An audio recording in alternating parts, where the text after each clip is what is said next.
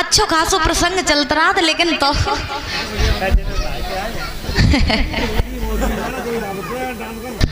महाराज हुआ ऐसा कि जब लड़के का दरवाजा होने के लिए आए तो नगर की सारी माताएं आ जाती कि दूल्हा कैसे हुए। तो जब भोले बाबा का दरवाजा हुआ तो हिमांचल नगरी की सारी औरतें आई और आकर के गिरजा के दूल्हा देखने लगी। अब जो गिरजा को महाराज भोले बाबा को देखा तो भोले बाबा के सांप बिच्छू लटके, हल्दी की जगह राख लगी और भोले बाबा 100 साल के डोकर लगे। और जब डोकर जैसे लगे महाराज भोले बाबा तक स्त्री गई मैना के पास में और मैना के पास में जाए के बोली, मैया तूने तो अपनी बिटिया की जिंदगी बर्बाद कर दी। मैना बोली क्यों, ऐसे क्यों बोल रही हो? स्त्री बोली इसलिए कि कहां हमारी गिरजा कमल सी खिलने वाली और कहां जो 100 साल को डुकरा है। जब डोकर आए हैं गिरजा के संग ब्याह करना और तूने देखा नहीं, तूने गिरजा की जिंदगी बर्बाद कर दी। एक बात कही सुन मैया,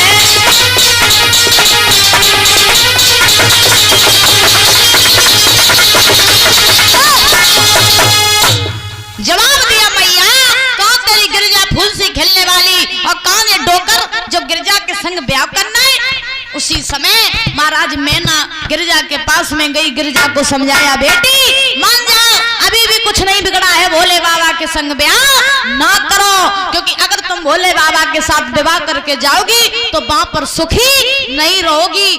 गिरजा ने जवाब दिया मैया अब तो कुछ भी हो जाए हम भोले बाबा के साथ में विवाह जरूर करेंगे। आज बहुत समझाया मैना ने गिरजा को, गिरजा नहीं मानी।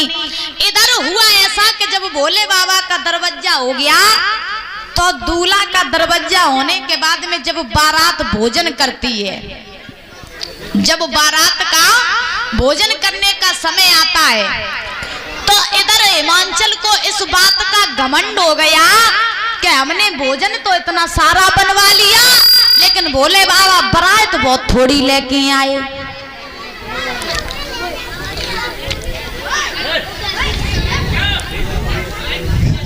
कहना चुप रहे, ज्यादा भाषण कह रहे। श्रोताओं, जब हिमांचल के मन में ये घमंड हो गया कि हमने भोजन तो इतना सारा बनवा लिया लेकिन भोले बाबा बारात बहुत थोड़ी लेके आए, तो भोले बाबा समझ गए कि हिमांचल के मन में घमंड हो गया, क्योंकि तन की जाने मन की की जाने जाने चित्त की चोरी, और बा प्रभु से का छुपी जगह हाथ जगत की डोरी।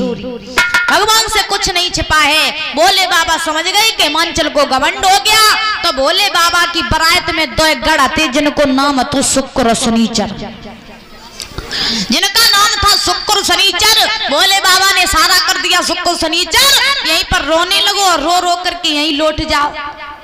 और अगर तुमसे कोई पूछे कि तुम रो क्यों रहे हो, तो ये बता देना हमें भूख लगी है, और भूख के बहाने ये जितना सारा भोजन हिमांचल ने बनवाया तुम सब खा जाना।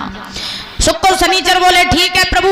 तो महाराज उसी समय शुक्र शनिचर ने बिल्कुल विलंब नहीं किया और वहीं पर रो रो करके लौटने लगे। अब जब रो रो करके लौटने लगे तब तक हिमांचल आए, तो हिमांचल ने पूछा क्यों रो रहे? बोले भूख लगी। हिमांचल बोले भूख लगी तो भोजन मिलेगा। शुक्र शनिचर बोले भोजन तो हम बाद में करिए, सबसे पहले हमें कराए दो, और अगर तुमने हमें सबसे पहले भोजन नहीं कराया तो हम यहीं मर जाएंगे, भोजन कराओ। तो हिमांचल ने महाराज अपने सैनिकों को बुलाया, बुला करके जवाब दिया इन दोनों को पहले खवाए दो, हमें जगत पता नहीं कब से भूखे हैं, पहले इनको भोजन कराओ। सोई महाराज शुक्र शनिचर की पंक्ति लगा दी, उसी में बैठाल दिया, और बैठालने के बाद में जब हिमांचल के सैनिकों ने शुक्र शनिचर के सामने महाराज पत्तल डाली, और पत्तल डाल के भोजन लेने के लिए चले गए, और जब वापस लौट के आए तो देखा क्या कि वहां पर पत्तल ही ना है। और जब देखा कि वहां पत्तल नहीं, सैनिकों ने पूछा पत्तल कहाँ चली गई? शुक्र शनिचर बोले हमने खाई ली, हमने खा ली। सैनिक बोले ये कोई खाने वाली चीज है? शुक्र शनिचर बोले हम कहा जाने, तुम सामने रखी है, हमने जानी खाए वाली है, हम खाए चुके। अब सैनिकों ने दोबारा से फिर से पत्तल डाली, जवाब दिया अब इसे खाना नहीं है, इसके ऊपर जो भोजन डाला जाए वो खाना।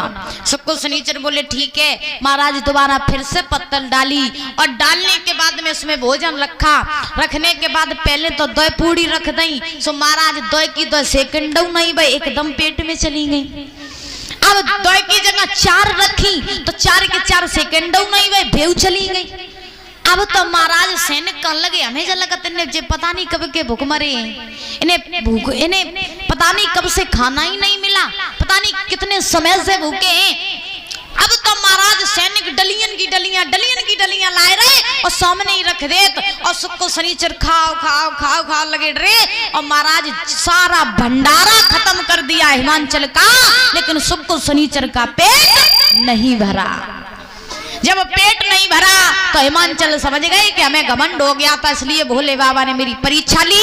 हिमांचल दौड़ करके भोले बाबा के पास गए, दोनों हाथ जोड़ करके चरणों में गिर पड़े। जवाब दिया भोले बाबा हमसे बहुत बड़ी भूल हो गई, इन अपने गढ़ों को रोक लो, क्योंकि बाद में बारात और है, वो क्या खाएगी, सब जेई खाए जा रहे।